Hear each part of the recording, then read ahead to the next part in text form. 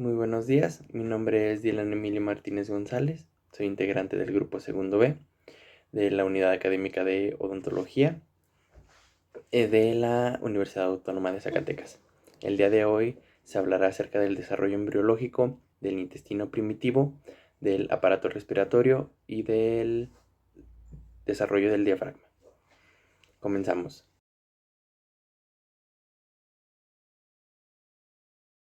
El intestino primitivo es el encargado de formar el aparato digestivo. Se divide en intestino primitivo anterior, intestino primitivo medio e intestino primitivo posterior.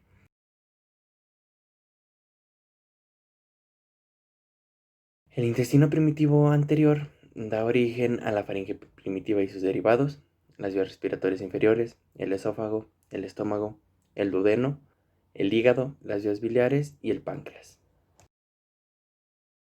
Su epitelio y glándulas derivan del endodermo, el músculo estriado que forma la capa muscular externa del tercio superior del esófago deriva del mesénquima correspondiente al cuarto y al sexto arco faringeos. El músculo liso se desarrolla a partir del mesénquima esplácnico adyacente. Ambos tipos de músculo están inervados por ramas de los nervios vagos. Al inicio es corto, pero alarga rápidamente gracias al crecimiento y a la recolocación del corazón y pulmones. Durante la cuarta semana aparece el primordio del estómago. En sus primeros momentos se orienta hacia el plano medio. El estómago primitivo aumenta pronto de tamaño y se ensancha en el eje ventrodorsal. Después, el borde dorsal del estómago crece con mayor rapidez que su borde ventral, lo cual define el desarrollo de la curvatura mayor del estómago. Conforme el estómago aumenta de tamaño y adquiere su configuración final, experimenta una rotación lenta de 90 grados en el sentido de las agujas del reloj y alrededor de su eje longitudinal. Se comienza a desarrollar al comienzo de la cuarta semana, a partir de la parte caudal del intestino primitivo anterior, la parte craneal del intestino primitivo medio y el mesénquima esplácnico. El duodeno, en fase de desarrollo, crece con rapidez y forma un asa en forma de C. El duodeno no está vascularizado por ramas de la arteria celíaca y mesentérica superior. En la quinta y sexta semana, la luz del duodeno se oblitera y se suele producir una vacuolización. El resultado es un duodeno recanalizado. Para cuando se ha alcanzado esta época de la gestación, ha desaparecido la mayor parte del mesenterio ventral del duodeno. Se origina a partir del divertículo hepático en la parte distal del intestino primitivo anterior, al comienzo de la cuarta semana. El divertículo hepático aumenta rápidamente de tamaño y se divide en dos partes a medida que crece. La parte craneal, la parte de arriba, es el primordio del hígado, y la parte caudal, la parte de abajo, se convierte en la vesícula biliar. Los cordones hepáticos se anastoman en espacios revestidos por endotelio, que son los primordios de los sinusoides hepáticos. Al inicio, los lóbulos derecho y izquierdo tienen un tamaño aproximadamente igual, pero poco tiempo después, el derecho adquiere un tamaño mayor. La mayor parte del páncreas procede de la gran yema pancreática dorsal. Conforme el duodeno rota, la yema pancreática ventral se desplaza dorsalmente junto con el colédoco. Al poco tiempo queda situado por detrás de la yema pancreática dorsal y se fusiona con ella. Cuando esto sucede, sus conductos se anastoman. Es el encargado de dar origen al intestino delgado, el ciego, el apéndice, el colon ascendente y la mitad o los 2/3 derechos del colon transverso. Estos derivados del intestino primitivo están vascularizados por la arteria mesentérica superior. Mientras se mantiene en el cordón umbilical, el asa del intestino primitivo medio muestra una rotación de 90 grados en el sentido contrario a las agujas del reloj y alrededor del eje de la arteria mesentérica superior. Durante la rotación, la rama craneal experimenta un alargamiento y forma asas intestinales. El intestino delgado es el primero que vuelve al abdomen. Cuando retorna al abdomen, el intestino grueso experimenta una rotación de 180 grados, en el sentido contrario a las agujas del reloj. Los segmentos ascendentes y sigmoide del colon se desplazan hacia el lado derecho del abdomen. El colon, aumentado de tamaño, comprime el duodeno y páncreas contra la pared abdominal posterior. Esto hace que el intestino se fije. El primordio del ciego y el apéndice aparecen durante la sexta semana como una elevación del borde antimesentérico de la rama caudal del asa del intestino primitivo medio. El apéndice se alarga rápidamente. Después del nacimiento, la pared del ciego crece de manera desigual y el resultado es que el apéndice acaba entrando en su parte medial. Es el encargado de dar origen entre la tercera parte y la mitad izquierdas del colon transverso, el colon descendente, el colon sigmoide, el recto y la parte superior del conducto anal, el epitelio de la vejiga y la mayor parte de la uretra. Todos los derivados del intestino primitivo posterior están vascularizados por la arteria mesentérica inferior. El colon descendente se convierte en retroperitoneal a medida que su mesenterio se fusiona con el peritoneo parietal. La parte terminal expandida del intestino primitivo posterior es una cavidad revestida por endodermo, que está en contacto con el ectodermo de superficie a través de la membrana cloacal. La cloaca está dividida en una parte dorsal y otra ventral.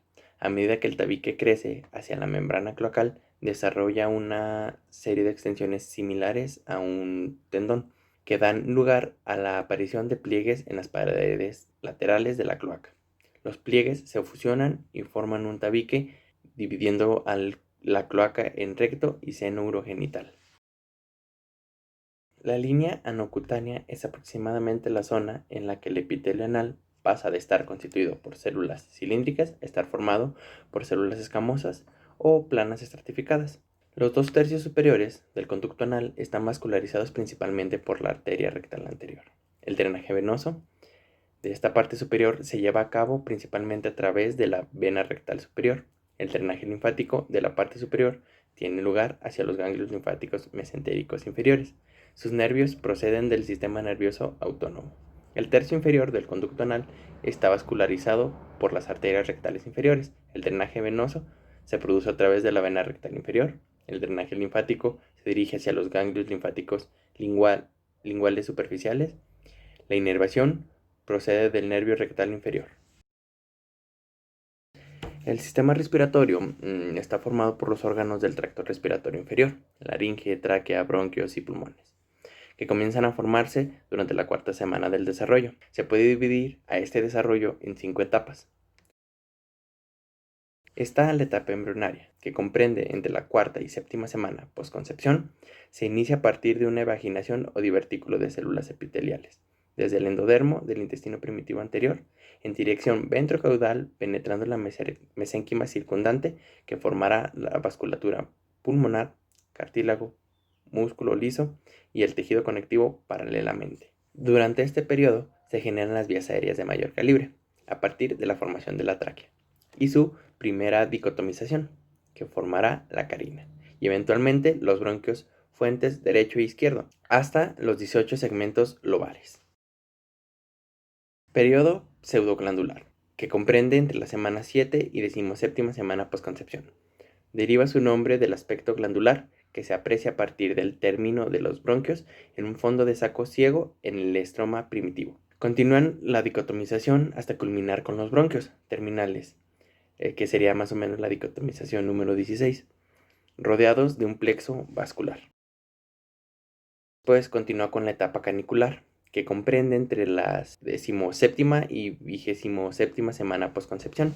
Da paso a las estructuras acinares a partir de la formación de los bronquios respiratorios y ductos alveolares en forma de saco. Se produce un adelgazamiento epitelial para entrar en íntimo contacto con el lecho capilar cercano, a partir de las células de revestimiento alveolar tipo 2 o neumocitos tipo 2, para originar los neumocitos tipo 1 en este proceso.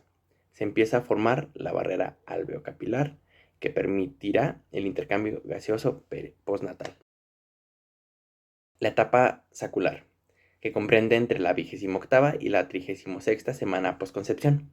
A partir de los bronquiolos terminales se generan 3 dicotomizaciones que dan origen a los bronquiolos respiratorios, y estos, a su vez, 3 sáculos terminales que aumentan la superficie de intercambio gaseoso, adelgazando su pared hasta formar los septos primarios, donde se deposita fibra elástica para formar a futuro los septos secundarios.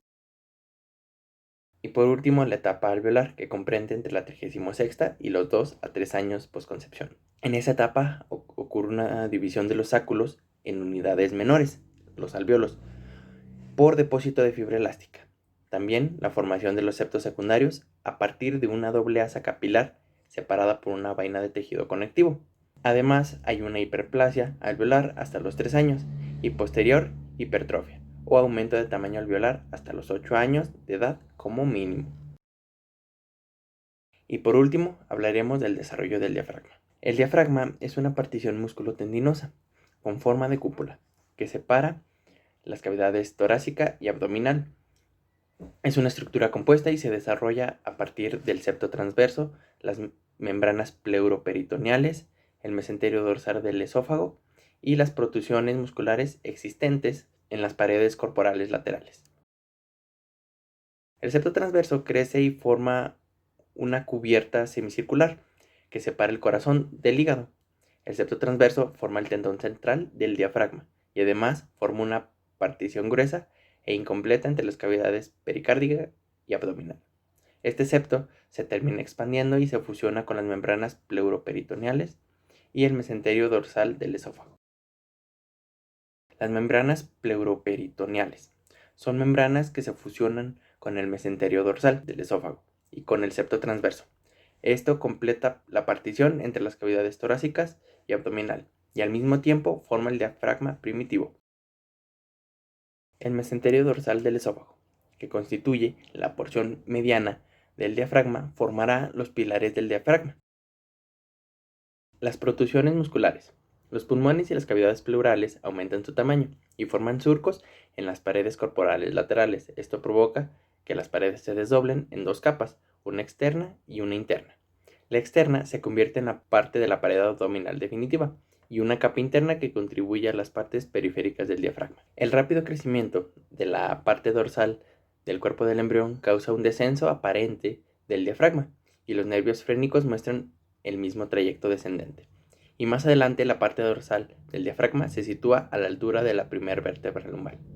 El mesénquima del septo transverso forma los mioblastos del diafragma.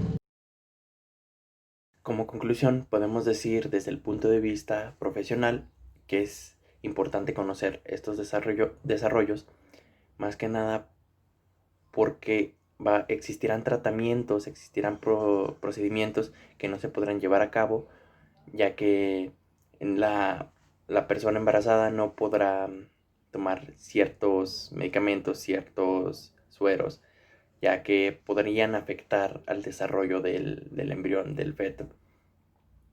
Y desde el punto de vista del paciente es bueno estar en constante monitoreo con un profesional, con un especialista en embriología,